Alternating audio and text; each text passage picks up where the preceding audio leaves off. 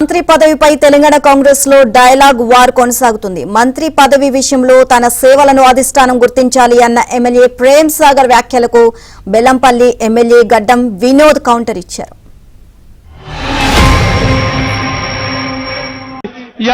నిన్నొచ్చి మొన్నొచ్చి ఉన్న పార్టీలను తిరిగొచ్చి పార్టీలో ఉండే 7 రోజులు బెల్లంపల్లి ఒక పాదయాత్ర చేస్తే కనీసం 7 నిమిషాలు కూడా రాలేదు. వాళ్ళు ఇవాళ మంత్రి గురించి మాట్లాడుతున్నారు.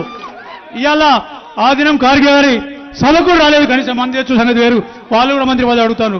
మొత్తం టీఆర్ఎస్ 2 సార్లు, బీజేపీ అన్ని పార్టీలు తిరిగి వచ్చినా ఎవరైతే ఉన్నారో వాళ్ళు కూడా ఇవాళ మంత్రి పదవి అడుగుతున్నారు. వాళ్ళు ఒక కుటుంబంలో 3 అయిపోయినాయి, ఇంకోటి ఇచ్చేస్తే జిల్లాను కాంగ్రెస్ పార్టీ వాళ్ళు దత్తత చేసి అమ్మజేయింది. అప్పుడు కానీ ఈ జిల్లా ఉమ్మడి జిల్లా అనేది తెలుస్తుంది మీకు.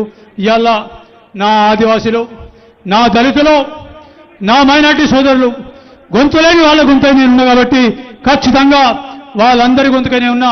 నా గొంతు కొడిస్తే వాళ్ళందరి గొంతులు పోతాయి కాబట్టి ఖచ్చితంగా వాళ్ళ కోసమన్నా దేనికైనా సిద్ధంగా ఉన్నా. ప్రేమ్ సాగర్కి మేము ఇబ్బంది ఏం పెట్టామండి? ఇప్పుడు ఆయన క్లెయిమ్ చేసుకున్నా కానీ నేనేం చేయలేదు కదా. నేను మీకు అలా వద్దాన్ని కూడా ఎప్పుడు అనలే కదా. హైకమాండ్ ఆలోచించే కదా టికెట్ ఇచ్చారు. ఆయన చెప్తే ఇవ్వలే కదా టికెట్. సింపుల్ కామన్ సెన్స్ కదా. ఇప్పుడు హైకమాండ్ కూడా వాళ్ళు అన్ని చూచి చేసి ఇంటెలిజెన్స్ రిపోర్ట్ తీసుకొని నేనైనా కానీ సర్వే చేయించి నన్నైనా కానీ మా తమ్ముడైనా కానీ మా తమ్ముడు కొడుకైనా కానీ ఆ ఇంటెలిజెన్స్ రిపోర్ట్ తీసుకెళ్ళి వాళ్ళు ఇది చేశారు కదా. వాస్తవంగా చెప్తున్నా, రాహుల్ గాంధీ గారు ఇచ్చిన డైరెక్షన్ ఒబే కాలేదు.